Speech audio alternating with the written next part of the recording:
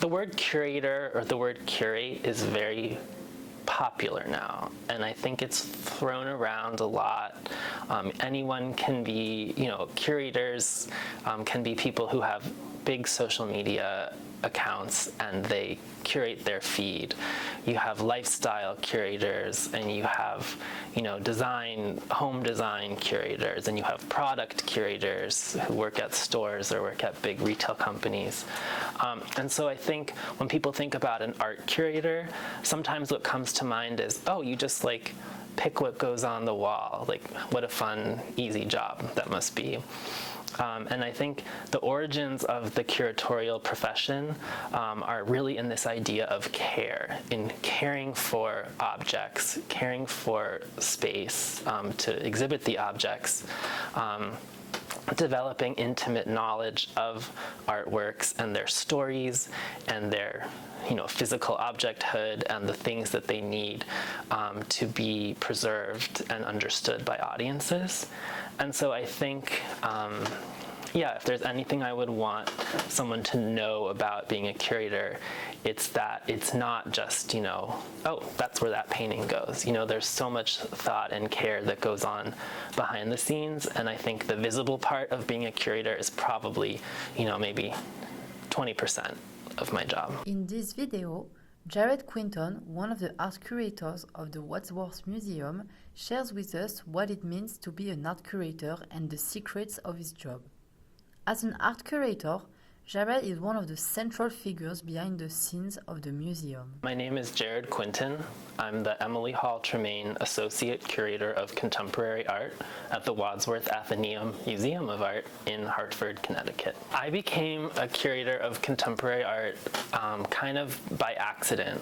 I grew up going to museums. My mom always took me to our local museum in New Hampshire. She was a volunteer there. Whenever we would go on trips, even when I was young, she would take me to museums, and even though I didn't know what I was looking at, I sort of always learned from a young age about the importance of art.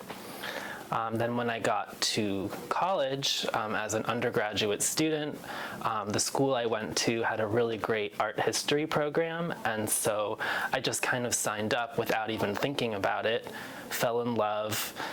Through my time in college, I ended up having internships, including one at the College Art Museum, the Williams College Museum of Art, and that was my first introduction to what it actually meant to work in the art field. I didn't even know really what a curator was, or I had never really thought about it. So it was kind of by accident. And then when I graduated school, I found jobs in the art world working at different arts organizations, specifically contemporary art organizations, and sort of found my way to being a curator where I am today. The path to become an art curator is not unique. Although art curators follow more or less the same journey, there are differences which shows that all paths are not the same. Yeah, I discovered that being a contemporary art curator was a job through my internship at the Williams College Museum of Art. I spent a summer working there. I spent half the summer working for the preparators, which meant that I was painting the walls and making signs for exhibitions and learning how to really physically install a show. And then I spent the second half working for the curator of collections, who put a lot of trust in me and let me co-curate an exhibition with her, looking at some work in the collection. And through that experience, I really saw what it meant to actually be a curator who is, located in a specific institution, who is in charge of a collection, but is also coming up with different exhibition ideas to serve different communities and audiences. So as a preparator's intern, I had no real sense of, what it actually meant to physically install an exhibition. I sort of had only ever seen them and considered them as sort of like products that were like prepackaged for the public.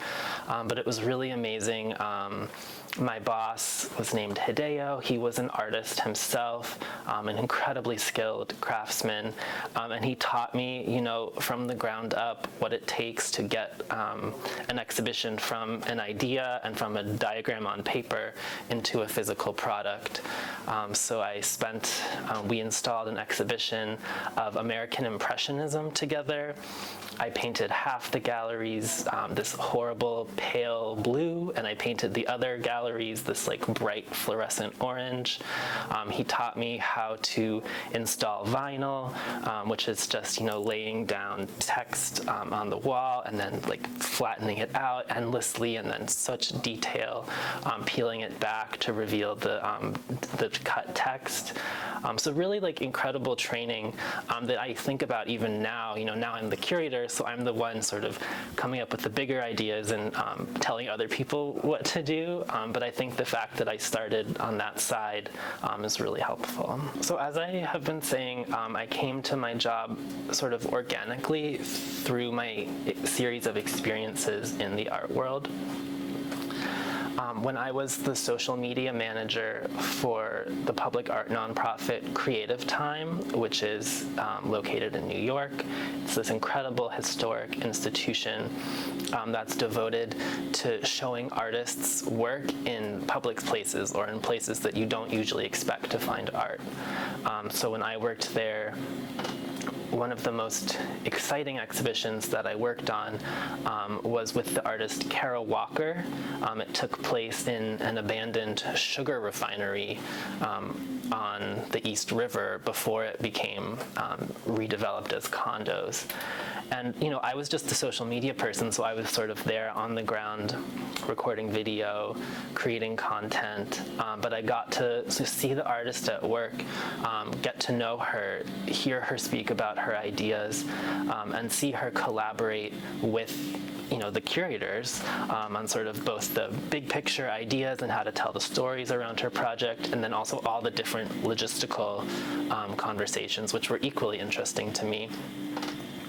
And so I saw that magic that happens when a curator and an artist work together to realize a vision or something that's never been done before. And I think that is really why what inspired me to become a contemporary art curator, because I want to work with artists. I want to help them dream big and realize things that they might have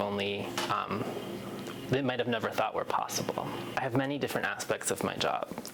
One is I oversee our collection of contemporary art.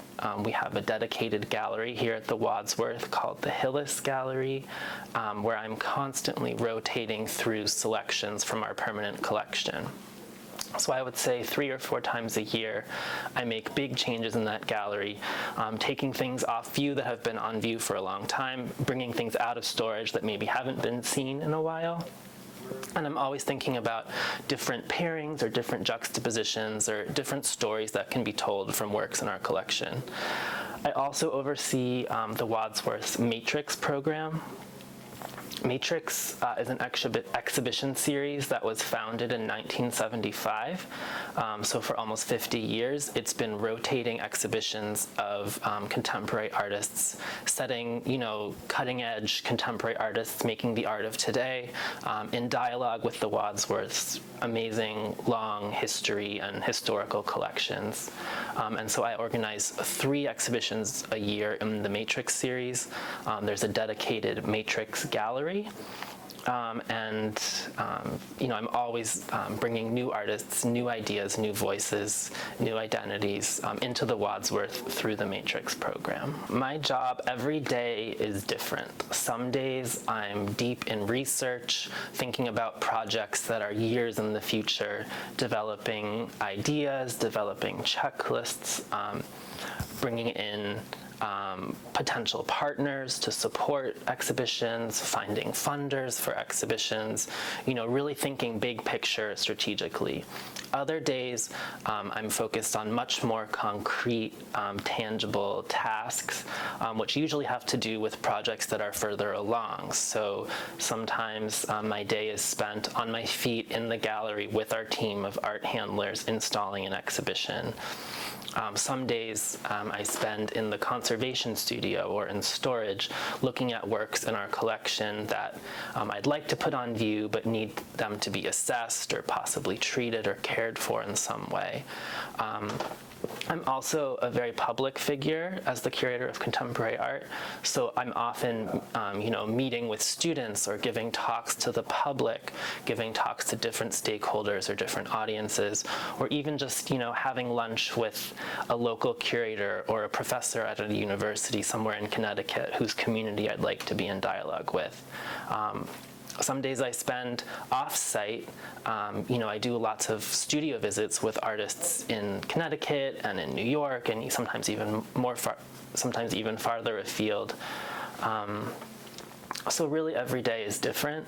But what I would say is that at the heart of my job, at the heart of a job of being a curator is collaboration.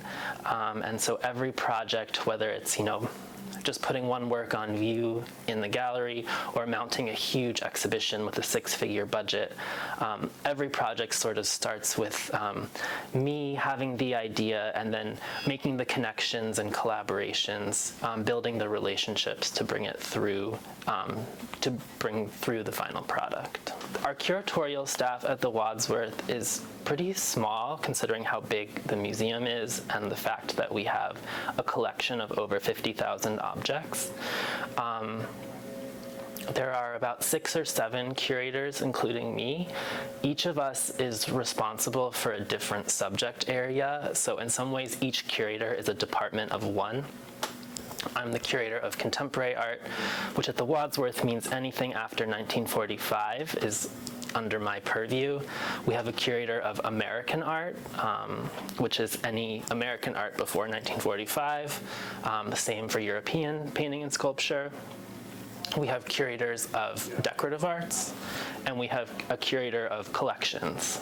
We collaborate at a high level because, we all share the same audience, the same physical building, and so we're always coordinating, what's going on in different areas. If I'm installing an exhibition one week, then the European curator can't also be installing an exhibition the same week. So we do collaborate sort of in a high-level way as far as the overall strategy of the museum. But then sort of on a more day-to-day, it's often pretty independent in that I'm really the only curator whose full-time job is to think about contemporary art. The curatorial track, there are different levels. Often people start as a curatorial assistant or a curatorial fellow when they're working for a curator. So I started at the Wadsworth as a contemporary art fellow working for the previous contemporary art curator. So then I advanced to now I'm the associate curator of contemporary art. The levels go, then you could become a full curator, which has generally more responsibility. Some institutions have something called a chief curator, which is someone who's not specialized and who sort of oversees the entire curatorial program from all different areas. Sometimes, that would be the top, but then of course curators love to move around, jump from different institutions, often in search of new communities, new opportunities, but the end of the road, I guess, or the top of the ladder, usually museum directors started their careers as curators. So it's kind of this trajectory of starting really specialized as a curator in one field, then sort of becoming more general and higher, where your job is more thinking about, overall institutional strategy. I would say the job has been what I expected because I got to it sort of organically. I didn't, have this idea in my head that I wanted to be a curator and then pursue that. I got here because I was sort of finding my way through my career, through the art world, trying different things, working in social media and marketing, writing, studying art history. And so I came to be a curator by my exposure to the role and sort of realizing that it would be a good fit for my interests and my skills. So overall, I wouldn't say anything has been a surprise. At the Wadsworth, I would say the biggest surprise has been a positive one, which is that I've really felt empowered to realize my ideas, bring my own curatorial vision to the museum, and that's been, very pleasant. A very pleasant surprise, because working in, institutions, big nonprofit museums, sometimes there's a lot of bureaucracy, there's a lot of people involved with different opinions and different ideas, and there's different stakeholders that you have to appease and appeal to, and I've felt really empowered and supported in my vision here. So I love artists. I love speaking with them. I love spending time in their studios. I love connecting artists with new audiences, new ideas, or new opportunities. Basically, the best part of my job is feeling like I have this platform of this incredible museum full of amazing resources with connections to all sorts of different communities. And my job is to find contemporary artists and connect them with those resources and those people. So I think the most exciting moments for me are when I've organized an exhibition with a young artist, given them oftentimes their first opportunity in a museum like ours, and I get to sort of bring them along, help them along the process, help them realize their vision, and then we have these moments at the opening when for the first time, the curtain comes down, the works are on view to the public for the first time, and I get to see sort of the light in their eyes when these artists are, I think, really heartwarmed and sometimes surprised by the response of our community. I loved curating the exhibition called Rules and Repetition, Conceptual Art at the Wadsworth Atheneum. It's a show that I installed last October in 2023, and that ran until just a few weeks ago. And the show was really sort of the perfect synergy of my own interests and, the Wadsworth's resources. It was a show that looked at the history of conceptual art through the lens of the Wadsworth and the Wadsworth's support of conceptual art through groundbreaking, pioneering exhibitions, as well as its collection. The Wadsworth was one of the first museums to start collecting conceptual art in the 1960s and 70s, thanks in large part to our relationship with Saul LeWitt. LeWitt is sort of the father of conceptual art, and he's also local. He was born in New Britain and sort of was a Hartford local, Connecticut local throughout his life. And it was really, me going way before my time at the Wadsworth, conceptual art has always been an interest of mine, and I think the best exhibitions stem from a curator bringing their personal vision, personal interests, and personal expertise to bear on an institution. And so I was able to bring out so many incredible works from the Wadsworth's collection, many of which hadn't been ever exhibited or hadn't been shown in decades, through no fault of the Wadsworths, but just because other curators before me had different interests and told different stories with the collection. So the centerpiece of Rules and Repetition was 11 paintings that we have in the collection that make up the Wave series by Lee Lozano. Lozano was one of the pioneering conceptual artists of the 60s and 70s, and one of the foremost women associated with the movement. And this series is 11 paintings that were created using a set of conceptual rules that Lozano devised for herself and then followed in their execution. But they're also incredibly beautiful. They're 11 8 feet tall canvases, each in in different sort of pearlescent colors with different wavy compositions.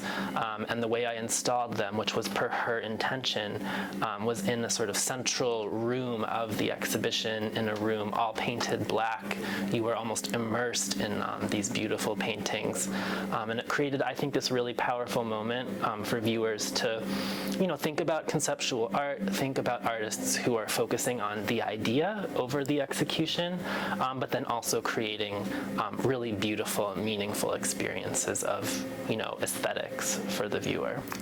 I think that in some ways, art shouldn't need a lot of explanation around it for you to appreciate it. So I think that any art piece, whether it's a historic painting or a contemporary work of minimalist sculpture, I think that if it's good, a viewer should be able to come to it without bringing, outside understanding or interpretation, and have a meaningful experience with it. It doesn't have to be positive, but have some sort of meaningful experience.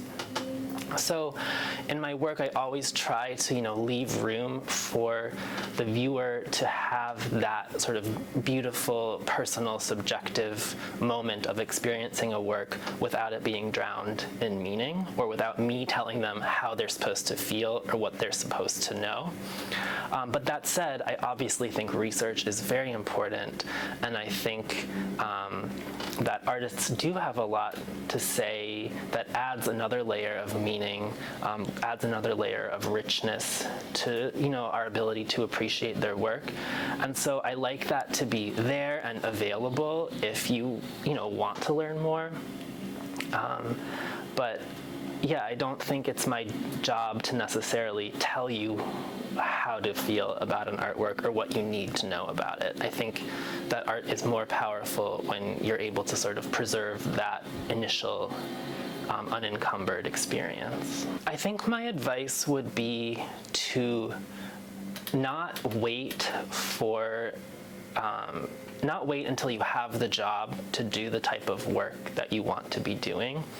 So, thinking about being a curator, what's that work? Okay, that work is visiting artists' studios and, learning about what's going on and what your interests are, and building connections with artists and other colleagues. What else is it? It's writing. So don't wait until you're a curator at a museum to, don't wait for your name to be on an exhibition catalog to start writing. Write for yourself, or write for a blog, or write for smaller publications. Just start doing the type of work that you want to be doing. Maybe even, I wish I had, earlier on felt that I could just, curate a show wherever I wanted. I could have rented a space in who knows where for who knows how much rent, and just started doing smaller projects. Because I think, that's how you gain the skills, that's how you gain the connections. And then when you do get a platform like the one I have, you're not all of a sudden, okay, now what do I do? It's like you already have all these connections. You already have, hundreds of artists that you're familiar with, and writers that you know, and people at other museums that you could collaborate with. You already have all those resources to tap into. And I think that it's a mistake to sort of feel like, oh, well, I can't be a curator unless I have an institution that calls me that. It's like, no, you can be a curator if you call yourself one and you do the work. Art is important because artists look at the world in a very different way from any other profession. And so the best artworks can also encourage a viewer, no matter their level of education or familiar with art, to look at the world differently, to think about themselves differently, perhaps, to think about the ways that they relate to structures or environments or communities around them in slightly different ways. I think art creates this privileged space where you're free to have personal reactions and responses and draw personal connections. And I think that in today's world, which is, so politically tumultuous, which is so capitalistic, and, everything is oriented towards, okay, how do I make money? How do I make a living? Art remains this really special arena where, creativity and open thought is really protected. The Wadsworth keeps me very busy. I have 6 exhibitions on the calendar in the next year and a half, as well as different projects I'm working on, bringing works into the collection. I have 2 solo artist exhibitions coming up later this year that I'm really excited about, and the artists couldn't be more different. This summer, I'm opening an exhibition with a young painter called Kyle Dunn, who makes these beautiful, detailed, figurative paintings that depict, intimate scenes between young queer men in sort of intimate domestic spaces that nonetheless sort of gesture outwards to the urban world that they live in and the sort of modern moment. And then the next show after that is with an artist called Alan Ruiz, who is, I guess you would call him a conceptual artist or an installation artist. Everything he does is site responsive, and so he's making a beautiful installation, details to be determined, that looks at the architectural history of the Wadsworth and different stories that can be told just through looking at our building and our physical infrastructure and the ways it's been changed over the almost 200 years it's been in existence.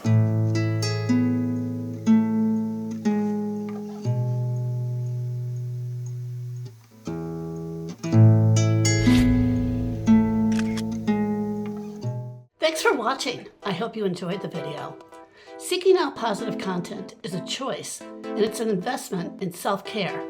I know that what I feed my head directly influences how I think and feel. Travel, photography, and uplifting quotations are 3 ways I maintain perspective, focus on the moment at hand, and see the beauty in the everyday. These pastimes all came together for me in a digital 365-day perpetual calendar I created. The images featured include poignant and compelling portraits, still lifes, and scenes that span every ecosystem. Those quoted represent a breadth of cultures and spiritual movements. Timeless insights are from philosophers, political leaders, writers, comedians, musicians, poets, artists, and others, from the BC era to today. This digital 365-day perpetual calendar features observations on themes such as attitude, belonging, creativity, culture, mindfulness, nature, and spirituality, among many others. Make an investment in positivity and buy your copy today. Your purchase will help support the Flip the Lens channel. Thanks!